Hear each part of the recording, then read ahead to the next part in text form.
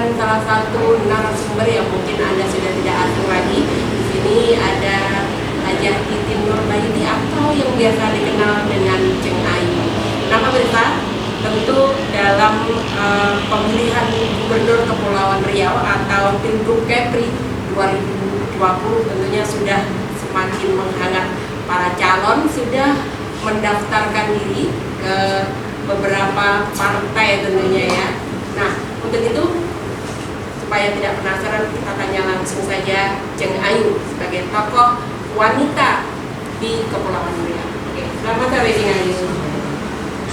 Sepertinya baru datang ya dari Jakarta. Iya, makanya agak flu sedikit. Tapi tidak COVID ya? Tidak, alhamdulillah. Sudah negatif ya tadi ya? Alhamdulillah non reaktif. Sampai jam berapa sampai ke Jakarta? Jam berapa? Jam 3 kan? Jam 3 ya? Iya, karena Baik. pesawat jam 9. Ini Ceng Ayu. Ceng Ayu sebagai seorang tokoh wanita, tentunya ada konsekuensi menjadi seorang calon gubernur yang tentunya akan memimpin dari wilayah yang cukup luas, masyarakat yang heterogen dan berbagai kultur ya. Kira-kira seperti apa sih kesiapan Ceng Ayu mempersiapkan diri menjadi seorang calon gubernur ya? Kesiapan saya, alhamdulillah ya, dengan nawa itu. Nawa itu saya ingin memberikan sumbangsi tenaga pikiran saya untuk bisa mesejahterakan masyarakat Kepri dan bisa membangun Kepri otomatis. Ya. Saya melihat untuk luasnya 7 kabupaten kota yang ada di Provinsi Kepri itu sangat menarik. Justru sangat menarik saya untuk bisa mengabdi dari pulau ke pulau ya, dari satu pulau ke pulau, dari kabupaten yang memang jaraknya dibatasi dengan lautan, kan? Nah ini saya siap untuk bertarung di pilkada ini, yang mudah-mudahan ibaratnya saya bisa ikut dan berhasil mewujudkan apa yang saya inginkan selama ini, bisa membangun masyarakat ini. Ceng Ayu selain sebagai tokoh wanita satu-satunya di kader partai, Ceng Ayu sendiri juga sudah punya pengalaman sebelumnya, pernah masuk di DPRD ya? Alhamdulillah saya satu periode dari fraksi Partai Demokrat, saya anggota ALEG ya, ALEG 2029-2014, alhamdulillah. Artinya sudah punya pengalaman dan kiprahnya sebagai seorang dewan atau wakil rakyat itu memang sudah paham lah ya? Sudah paham sekali. Saya cukup ibaratnya satu periode saja saya sudah bisa membaca mana yang sifatnya untuk ibaratnya memberikan, apalagi saya di komisi pertama, di komisi 4 ya, di komisi 4 itu yang membawahi bidang pendidikan ya kan, tenaga kerja, ibaratnya sosial budaya dan lain sebagainya. Di situ juga saya melihat bahwasanya beragam yang harus diprioritaskan untuk disupport per SKPD, support anggaran per SKPD, dan memang itu sangat membutuhkan keseriusan kita untuk membangun Kepri. Baik, Ceng Ayu ini kalau ngomongin politik ini memang sangat seru, apalagi sekarang lagi hot-hotnya ya. Tentu Ceng Ayu pasti juga akan dihadapkan dengan petarung-petarung yang memang sudah disiapkan jauh-jauh hari itu. Kandidat ataupun petarung-petarung di luar sana juga sudah mempersiapkan sedemikian rupa. Apa persiapan untuk bertarung dengan mereka? Kalau persiapan ya ibaratnya pertama mental kita ya kan, harus bisa. Jangan kita takut misalnya, oh ya beliau nih sudah pernah ikut pilkada, berarti kedua kalinya mungkin lebih maskulin lah gitu. Tapi saya lihat satu sisinya juga ya kan, dia bisa, kenapa saya nggak bisa begitu. Walaupun saya mungkin pemula, nanti kalau misalnya sudah resmi sebagai kandidat ya, sebagai, kalau sekarang kan bakal ya kan, masih bakal semua ya kan. Nanti kalau sudah jadi kandidat, kenapa enggak ini ya kan, seperti Mas Suryo ya, dia Bapak Wong Cilik ya. Saya juga terkenal sebagai Ibu Wong Cilik, kenapa saya nggak bisa? Nah seperti itu. Terus Pak Isdi juga yang sudah menjabat PLT, alhamdulillah ya. Nah itu juga bagi saya bukan satu pertarungan lawan ya, tapi pertarungan kita untuk memberikan warna Warna. warna dalam pilkada. Selama ini kan kita lihat pilkada Kepri itu kan didominasi oleh kaum pria. Kalau kemarin juga ada Bu Aida, mungkin sekarang Bu Aida tidak memungkinkan lagi karena mungkin ya sudah faktor usia. Nah sekarang mungkin saya tampil sebagai mungkin penerusnya ya, sebagai perempuan di Kepri yang ingin bisa memberikan warna pembangunan di Kepri ini. Baik, Cing Ayu ini mungkin Cing Ayu juga melihat bahwa di Kepulauan Riau itu kita mayoritas masyarakat kita ini kan pulau yang kadang-kadang sulit terjangkau baik dari segi perekonomian, segi pendidikan dan juga tenaga kerjaan, apalagi sekarang lagi terdampak virus corona. Apa yang ingin Cing Ayu tuangkan ketika Cing Ayu nanti memang bisa duduk di Kepri? Nah inilah yang membuat saya sangat menarik ya.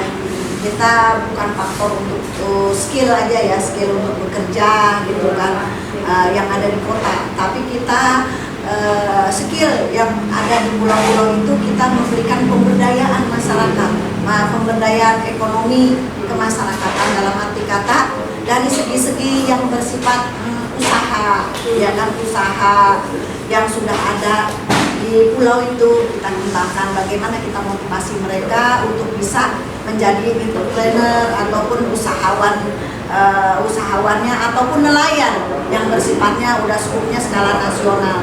Kalau kita lihat kan mereka masih tradisional gitu kita lihat. Nah, jadi banyak yang perlu, justru di pulau-pulau ini justru banyak yang perlu kita. Jadi intinya kita ingin maju ini adalah ini membuat suatu perubahan. Iya, perubahan untuk ekonomi kerakyatan, bagaimana mereka bisa maju pesisir-pesisir. Apalagi saya pernah ya banyak turun ke pulau-pulau, banyak sekali potensi yang harus dikembangkan. Kita bina mereka, kalau kita suruh kerja kan nggak mungkin, ya kan? Nah, karena jaraknya juga kan untuk ke kota jauh, transportasi juga masih minim dan belum memadai. Jadi kalau kita ciptakan mereka pemberdayaan ekonomi kerakyatan di pulau-pulau, seperti misalnya ada yang di sana pengrajin tutung saji, nah kita kembangkan mereka supaya menjadi nilai produktif dan nilai uang, nilai ekonominya ada. Terus juga misalnya ada mereka bikin kerupuk di satu pulau ya kan, nah itu kita kembangkan juga bagaimana kerupuk mereka bisa diterima di pasaran, bukan hanya di lingkungan dia tapi di Batam bila perlu untuk ekspor. Nah kita bikin kelompok-kelompok usaha-usaha yang bisa memotivasi mereka untuk lebih giat menjadi entrepreneur. Baik, sebelum kita lanjutkan perbincangan Cing Ayu, baik pemirsa, kita jeda iklan berikut ini. Pemirsa, kita lanjutkan lagi. Pemirsa, Cing Ayu ini kan kita tahu nih Cing Ayu saat ini memang di saat masa pandemi corona banyak sekali masyarakat yang memang kehilangan pekerjaan, banyak sekali masyarakat yang susah untuk memasarkan hasil produk mereka, dan bahkan di sini banyak sekali masyarakat yang kehilangan pekerjaan. Tentu Cing Ayu sudah punya gambaran sendiri kalau seandainya memang Cing Ayu duduk menjadi orang nomor satu. Hal apa yang ingin Cing Ayu pertama kali lakukan? Saya lakukan adalah untuk ya tadi memotivasi usaha mereka ya kan, terus kita bikin ya satu kelompok usaha. Nah satu kelompok usaha udah gitu terutama sekali kita nanti akan dibikin sebagai kalau sekarang memang udah ada kan Dekranasda misalnya Kadin atau apa yang membina UKM banyak sekali ya, nanti kita bikin semacam satu hasil mereka, hasil usaha mereka baik dari pupuk, anyaman, misalnya bordiran atau apa yang sifatnya bisa dinilai, ada nilai uangnya ya, ada nilai uangnya. Nah itu kita tampung dan kita bikin satu workshop, dan di situ akan ada manajemen IT. Sekarang sistem online ya, jadi saya kepingin bisa membantu mereka dengan adanya satu manajemen IT. Nah kita jual secara online. Artinya dalam hal ini kita memanfaatkan gadget atau gadget, internet dan juga kita advertising, iklan ya kan, iklan sama marketplace itu perlu. Baik, marketplace. Cing Ayu, mungkin masyarakat juga penasaran sebenarnya siapa sosok Jeng Ayu nih. Kalau ngomongin masalah birokrasi, masyarakat sudah matang deh ya melihatnya tadi. Tapi masyarakat juga ingin tahu nih bagaimana sosok Jeng Ayu, seorang figur wanita, seorang figur perempuan, seorang figur ibunda di rumah nih. Kira-kira bisa nggak membantu juga sama anak? Gimana emosional?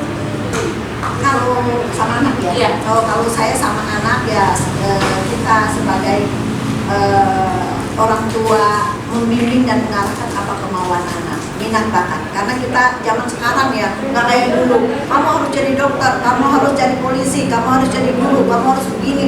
Tidak. Sekarang kita lihat apa minat bakat anak ini. Jadi kita kembangkan. Contohnya anak bunda yang nomor 1 itu usaha ya online, marketplace ya. Jadi kita paksa kemarin ini, bunda paksa, ayo kamu jadi PNS, mami jadi dewan, ayo daftar nak, ayo. Nah, tapi tidak mau, mami saya tidak mau jadi PNS.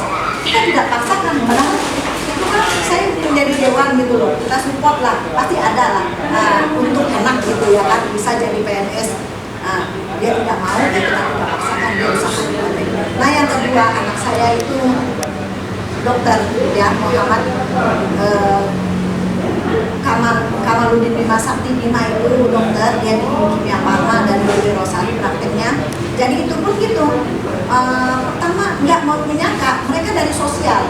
Kalau biasanya kedokteran kan dari IPA, kebetulan Unimba kan buka terakhir yang dari sosialnya. Jadi dapatlah anak ke situ. Alhamdulillah dapat. Dan ujian terakhir dokter pun dari 29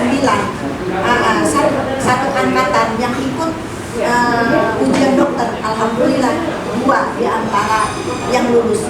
Hanya 2 yang lulus termasuk 5. Jadi di sini kita tidak memaksa kamu harus jadi apa. Intinya dari sosial bisa menjadi dokter.